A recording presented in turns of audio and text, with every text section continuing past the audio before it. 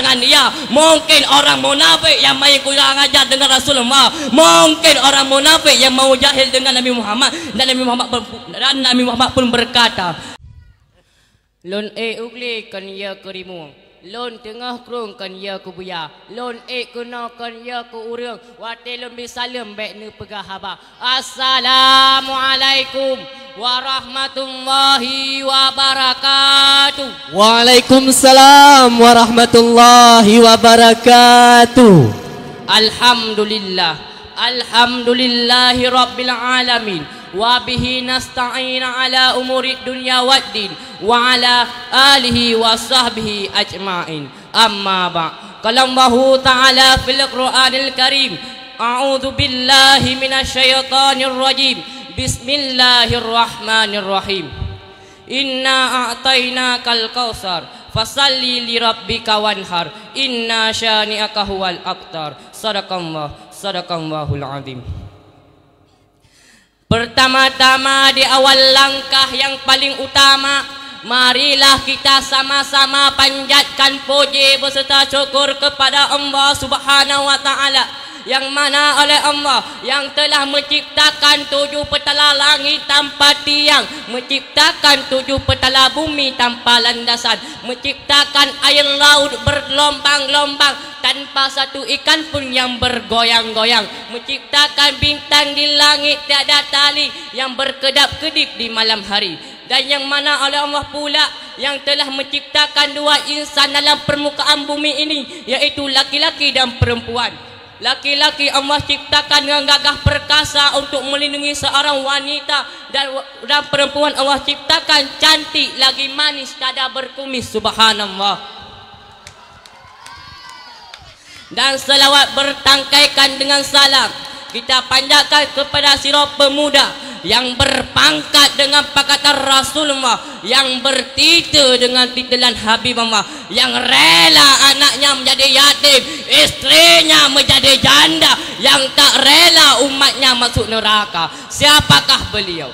Beliau tak lain dan tak bukan melainkan sang raja baginda Nabi besar Muhammad sallallahu alaihi wasallam, yang mana oleh beliau yang telah merubah pola pikir hidup umat manusia dari alam jahiliyah kepada alam Islamiyah, dari alam kebodohan sampai alam ilmu pengetahuan. Dan kata-kata takdir wa ikramatan ulun tuan yang terutama sekali kepada Abiyah, kita doakan Abiyah dan keluarga beliau bersabar-sabar dalam lindungan Allah Ta'ala. Amin, amin ya rabbal alamin. Dan kata-kata takdir wa ikramatan ulun tuan kepada dewan guru yang telah mengajari kami dari bismillah sampai sadaqallah. Dan kata-kata takdir wa ikramatan ulun tuan kepada juri yang aris lagi bijaksana. Dan kata-kata takdir wa ikramatan ulun tuan yang teristimewa sekali kepada santriwan dan santriwati yang kehadir di bak malam ini. Anak lelo pupaya mukadimah langsung dalam acara pidato ulun tuan yang berjudul khutbah terakhir baginda Raja Nabi besar Muhammad sallallahu alaihi wasallam.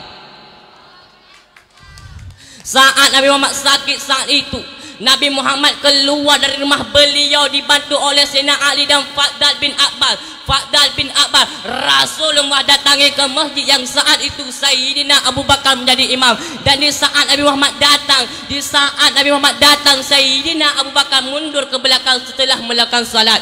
Dan setelah melakukan salat Nabi Muhammad berdiri berkhutbah dan menceritakan banyak hal Nabi Muhammad dan berkata, seorang hamba dipilihkan oleh Tuhannya. Seorang hamba suruh memilih antara 2 hal, di dunia dan abadi di dunia, atau di surga bertemu dengan Allah Subhanahu wa taala. Pilihannya adalah di dunia atau di surga bertemu dengan Allah Subhanahu wa taala. Maka hamba yang ngerti akan memilih Allah, itu isyarat akan kematian Rasulullah sallallahu alaihi wasallam. Nabi Muhammad memberi kabar kepada para sahabat, aku disuruh memilih antara 2 hal, di dunia atau memilih Allah Subhanahu wa taala. Nabi Muhammad tersebut memilih Allah Subhanahu wa taala.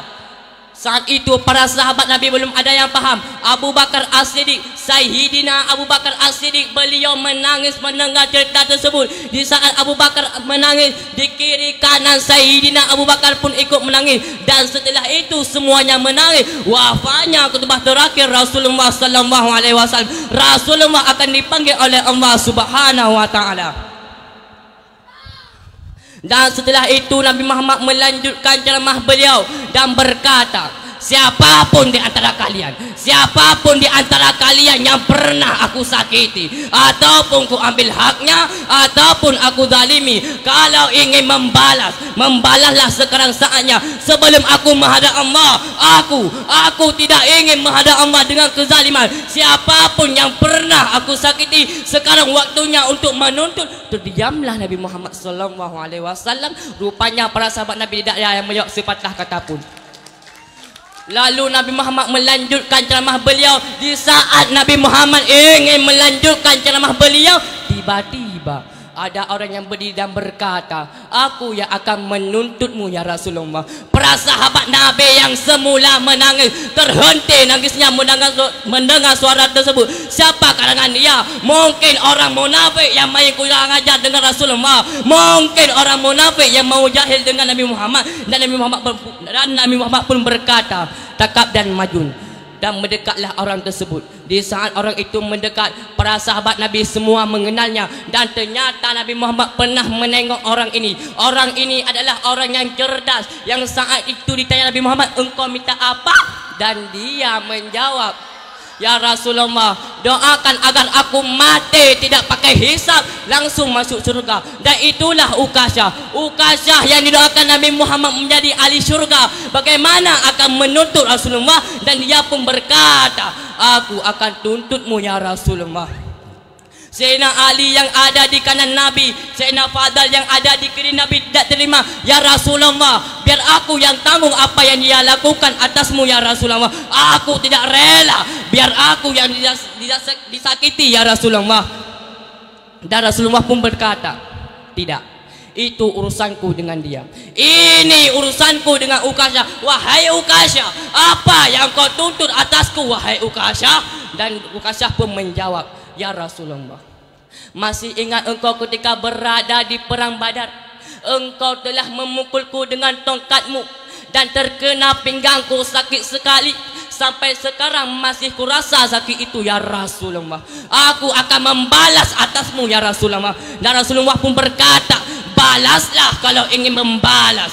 Dan Ukasyah pun berkata, ya Rasulullah, di saat engkau memukulku, engkau memakai baju, tetapi aku sekarang tidak memakai baju. Bukalah bajumu ya Rasulullah. Akhirnya dibuka baju Rasulullah. Dan Ukasyah berkata kembali, ya Rasulullah, di saat engkau memukulku, engkau memberi tongkat ya Rasulullah. Tetapi aku sekarang tidak mempunyai tongkat ya Rasulullah. Diambillah dan diberikan tongkat Rasulullah sallallahu alaihi wasallam. Dan Rasulullah berkata, pukullah aku dengan tongkatku. Kan diambillah tongkat tersebut, diangkatkan tongkat tersebut, digoyang-goyangkan sekali, dua kali digoyangkan. Di saat itu air mata mulai memujur dan dibuanglah tongkat tersebut dan berkata, ya Rasulullah, aku bosan ya Rasulullah. Ya ini akhir-akhir kehidupanmu ya Rasulullah. Sungguh aku ingin sekali untuk menyentuh kulitmu selagi engkau masih hidup ya Rasulullah. Betapa hebatnya orang yang bisa memeluk Nabi Muhammad sallallahu alaihi wasallam.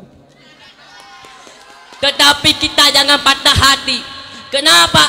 Karena kita adalah umat yang sangat dirindukan Nabi Muhammad sallallahu alaihi wasallam. Kenapa? Karena di saat Nabi Muhammad tengah duduk dengan para sahabat, beliau bertanya kepada para sahabat, wahai sahabat, tahukah kalian golongan yang soleh? Dan tahukah kalian golongan yang mulia? Para sahabat menjawab, apakah para malaikat ya Rasulullah? Mana mungkin para malaikat tidak mulia sedangkan mereka berada di sisi Allah Subhanahu wa taala. Ada lagi yang mulia? Para sahabat menjawab, apakah para nabi dan rasul ya Rasulullah? Mana mungkin para nabi dan rasul tidak mulia sedangkan Allah menurunkan wahyu untuk mereka semua. Ada lagi yang mulia? Para sahabat menjawab, apakah kami ya Rasulullah? Mana mungkin para sahabatku tidak mulia sedangkan aku berada di sisi kalian semua. Ada lagi yang mulia? Para sahabat menjawab, hanya Allah dan engkau yang tahu ya Rasulullah. Rasulullah Muhammad ibni Abdillah, beliau menundukkan kepala beliau, dari kedua pelepuk mata beliau mengulurkan air mata membasahi pipi beliau hingga ke jenggotnya beliau dan berkata, tuba liman yarani wa amma nabi, summa tuba liman yarani wa amma nabi, dan sungguh beruntung bagi orang yang melihatku dan dia beriman kepadaku, dan sungguh beruntung, dan sungguh beruntung, dan sungguh beruntung. 3 kali keberuntungan, 3 kali kemuliaan bagi orang yang tidak pernah melihatku, akan tetapi mereka beriman kepadaku. Hanya notok datuk ulun tuan, pak nak kata yang salah ulun kemah lagi biasa, tak awali dengan pantun, tak akhiri dengan pantun. Kak Cik dengar. Kalau ada jarunya patah, jangan disimpan dalam hati. Kalau ada kata-kata yang salah, jangan disimpan dalam hati. Kalau ada sumur di landang, boleh kita numpang mandi. Kalau umur kita panjang, boleh kita jumpa lagi. Wabillahi taufiq wal hidayah. Wassalamualaikum warahmatullahi wabarakatuh.